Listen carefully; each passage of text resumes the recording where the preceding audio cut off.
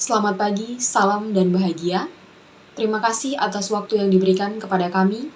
Kami dari kelompok 8 akan menyampaikan hasil diskusi kelompok kami dengan materi integrasi ketahansiswaan pada perilaku organisasi.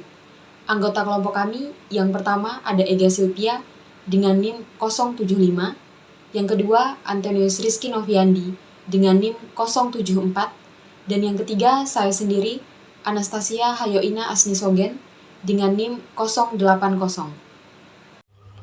Pengertian perilaku organisasi. Perilaku organisasi adalah suatu studi yang menyangkut aspek-aspek tingkah laku manusia dalam suatu organisasi atau suatu kelompok tertentu. Ia meliputi yang ditimbulkan dari pengaruh organisasi terhadap manusia, demikian pula aspek yang ditimbulkan dari pengaruh manusia terhadap organisasi. Tujuan praktis dari penelahan studi ini adalah untuk mendeterminasi bagaimanakah perilaku manusia itu mempengaruhi usaha pencapaian tujuan-tujuan organisasi. Perilakuan organisasi membahas seluruh kegiatan organisasi yang di dalamnya terdapat perilaku manusia, budaya, sosial, dan sistem yang mendukung adanya organisasi tersebut, sehingga antara manusia dan organisasi dapat saling mempengaruhi.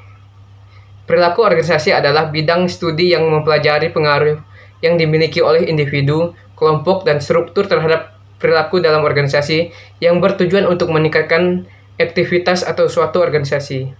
Dalam mempelajari perilaku organisasi seringkali menghasilkan atau menemui prinsip-prinsip yang kompleks di mana penjelasan atau analisisnya bersifat situasional. Pengertian perilaku organisasi untuk multidisiplin dapat digambarkan dengan beberapa hal, yaitu yang pertama itu ada perilaku organisasi adalah cara berpikir, perilaku aktivitas yang ada pada diri individu, kelompok, dan tingkat organisasi. Yang kedua, perilaku organisasi adalah multidisiplin yang mencakup teori, metode, dan prinsip-prinsip dari berbagai disiplin ilmu. Yang ketiga itu ada dalam perilaku organisasi terdapat suatu organisasi kemanusiaan di mana terdapat perilaku, persepsi, perasaan, dan kapasitas pembelajaran. Yang keempat, perilaku organisasi berorientasi pada kinerja. Tujuan organisasi adalah meningkatkan produktivitas. Bagaimana perilaku organisasi ini dapat mencapai tujuan tersebut. Yang kelima, lingkungan eksternal sangat memberikan pengaruh terhadap perilaku organisasi. Yang keenam, untuk mempelajari perilaku organisasi ini perlu menggunakan metode ilmiah, karena dalam bidang organisasi ini sangat tergantung dari disiplin ilmu yang meliputi. Tujuan perilaku organisasi. Menurut Robbins 2002, tujuan perilaku organisasi pada dasarnya ada 3. Yang pertama ada menjelaskan, yang kedua meramalkan, dan yang ketiga mengandalkan perilaku manusia.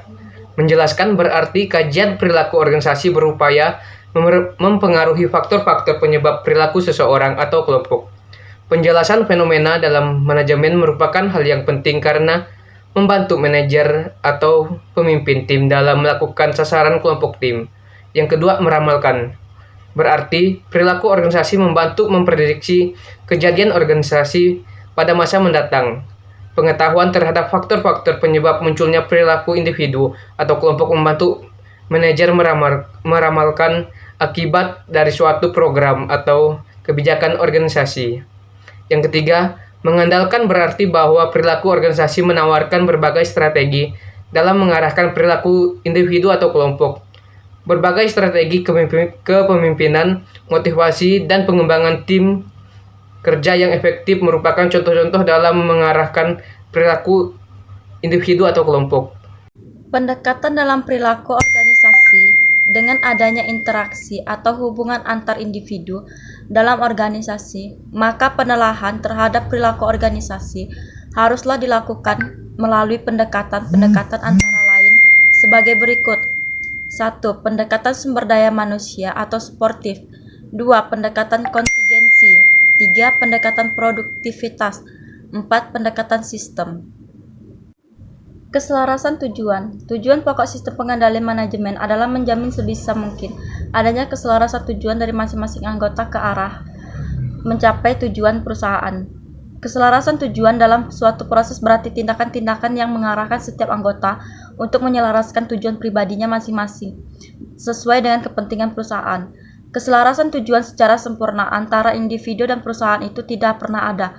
Satu alasan penting, setiap orang bisa menginginkan kompetensi sebesar mungkin. Sementara dari sudut pandang perusahaan, ada batas tertentu kompetensi yang bisa diberikan, sehingga minimal sistem pengendalian bertindak tidak sesuai dengan kepentingan perusahaan. Faktor-faktor informal yang mempengaruhi keselarasan tujuan.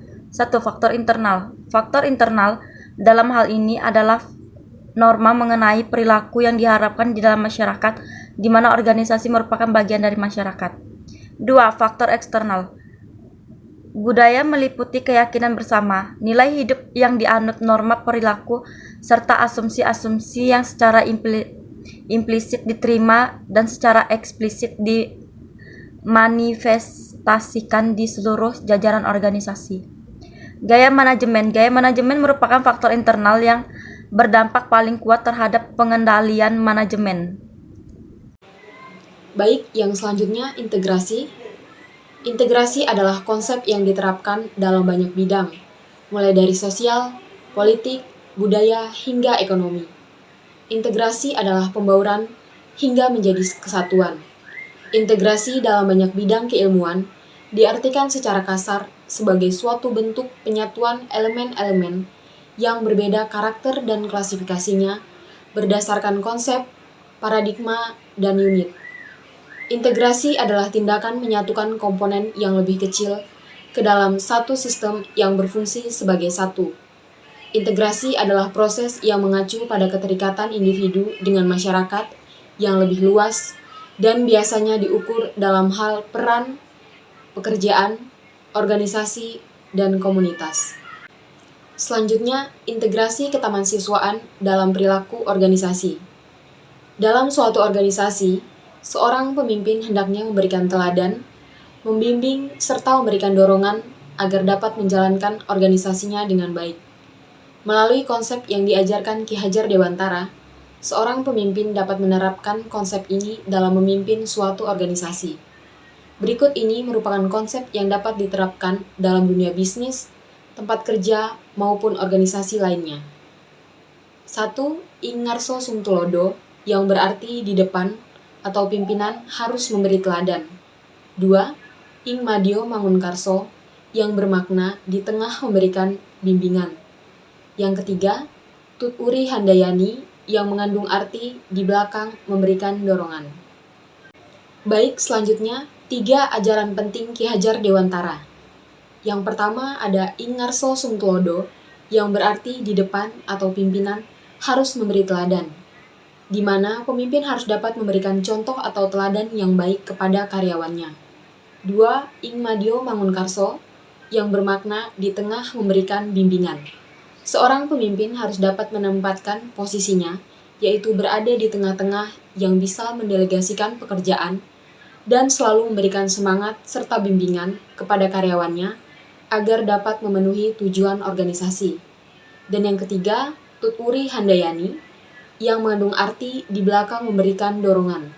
Seorang pemimpin harus menempatkan diri di belakang untuk dapat memberikan motivasi kepada individu dalam organisasi yang dipimpinnya agar berada di depan untuk memperoleh kemajuan dan prestasi. Baik, sekian yang dapat kami sampaikan mengenai materi integrasi ketahansiswaan pada perilaku organisasi. Mohon maaf apabila ada kesalahan dalam penyampaian materi. Terima kasih, selamat pagi, salam dan bahagia.